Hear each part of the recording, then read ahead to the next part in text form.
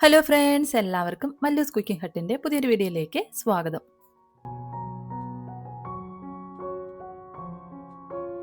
ഓണം സീരീസിൽ ഇന്നത്തെ നമ്മുടെ റെസിപ്പി എന്ന് പറയുന്നത് അടയാണ്. നല്ല അടിപൊളിയായിട്ടുള്ള വായിലിട്ടാൽ അലിഞ്ഞു പോകുന്ന തരത്തിലുള്ളൊരു അട. അപ്പോൾ ഈ അട നമ്മൾ തയ്യാറാക്കിയിട്ടുള്ളത് പഴം വെച്ചിട്ടാണ്. അപ്പോൾ ഇതെങ്ങനെയാണ് തയ്യാറാക്കിയെടുക്കുന്നതെന്നൊന്ന് നോക്കാം.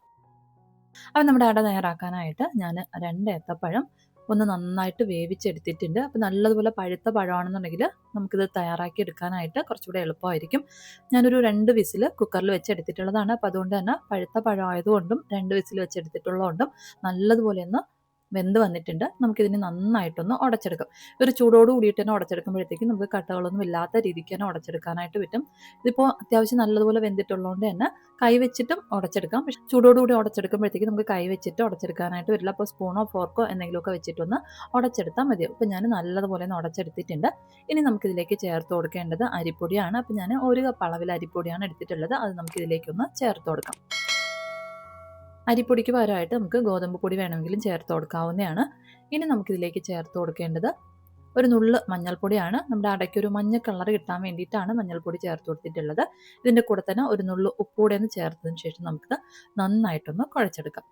നമുക്ക് ആ ഒരു ചൂടോട് കൂടിയിട്ട് തന്നെ കുഴച്ചെടുക്കുമ്പോഴത്തേക്കും മാവും പഴമൊക്കെ നല്ലതുപോലെ തന്നെ ചേർന്ന് നമുക്ക് ആ മാവിൻ്റെയൊക്കെ ഒരു പച്ചമണമൊക്കെ ഒരല്പമൊക്കെ ഒന്ന് കുറഞ്ഞ് കിട്ടും. ഇപ്പം ഞാൻ നന്നായിട്ടൊന്ന് കുഴച്ചെടുത്തിട്ടുണ്ട്. ഇനി നമുക്കിതൊരു 5 മിനിറ്റ് അടച്ചൊന്ന് മാറ്റി വയ്ക്കാം. ഈ ഒരു സമയം കൊണ്ട് നമുക്കിതിലേക്ക് വേണ്ടിയിട്ടുള്ള ഫില്ലിംഗ് ഒന്ന് റെഡിയാക്കിയെടുക്കാം. അതിനായിട്ടൊരു പാനിലേക്ക് 2 സ്പൂൺ അളവിൽ നെയ്യ് ഒഴിച്ചു കൊടുക്കാം. നെയ്യൊന്ന് ചൂടായതിന് ശേഷം 1 കപ്പ് അളവിൽ ചിരകിയ തേങ്ങ ഇതിലേക്ക് ചേർത്ത് നന്നായിട്ടൊന്ന് വഴറ്റി കൊടുക്കാം. ഒരു 5 മിനിറ്റ് തേങ്ങ ഒന്ന് വഴറ്റിയതിന് ശേഷം 1/2 കപ്പ് അളവിൽ പൊടിച്ച ശർക്കര കൂടി ഒന്ന് ചേർത്ത് തേങ്ങയും ശർക്കരയൊക്കെ നന്നായിട്ടൊന്ന് വഴറ്റിയെടുക്കാം. ശർക്കര ഒന്ന് മെൽറ്റായി വരുന്നവരേക്കും ഒന്ന് വഴറ്റിയെടുക്കാം. ശർക്കര നന്നായിട്ടൊന്ന് മെൽറ്റായി കഴിയുമ്പോഴത്തേക്കും പിന്നെ നമുക്കിതിലേക്ക് 1/2 കപ്പ് അളവിൽ അവൽ ചേർത്ത് കൊടുക്കാം. ഇത് ഓപ്ഷണലാണ്, വേണമെന്നുണ്ടെങ്കിൽ ചേർത്ത് കൊടുത്താൽ മതിയാവും. അവലും കൂടി ഒന്ന് ചേർത്ത് നമുക്ക് നന്നായിട്ടൊന്ന് മിക്സ് ചെയ്തെടുക്കാം. അവലൊക്കെ ഒന്ന് സോഫ്റ്റ് ആയിട്ട് വരണം, ആ ഒരു പരുവത്തിലൊന്ന് മിക്സ് ചെയ്തെടുക്കാം. അതിനുശേഷം ഇതിലേക്ക് 1/2 ടീസ്പൂൺ ഏലക്കപ്പൊടിയും കൂടി ഒന്ന് ചേർത്ത് നന്നായിട്ടൊന്ന് യോജിപ്പിച്ചെടുത്തതിന് ശേഷം പിന്നെ നമുക്ക് സ്റ്റൗ ഒന്ന് ഓഫ് ചെയ്യാവുന്നതാണ്. ഇനി നമുക്ക് നമ്മുടെ അടയൊന്ന് തയ്യാറാക്കാനായിട്ട് തുടങ്ങാം. അപ്പോൾ അതിനായിട്ട് ഞാൻ ചെറിയൊരു കഷ്ണം വാഴയില എടുത്തിട്ടുണ്ട്.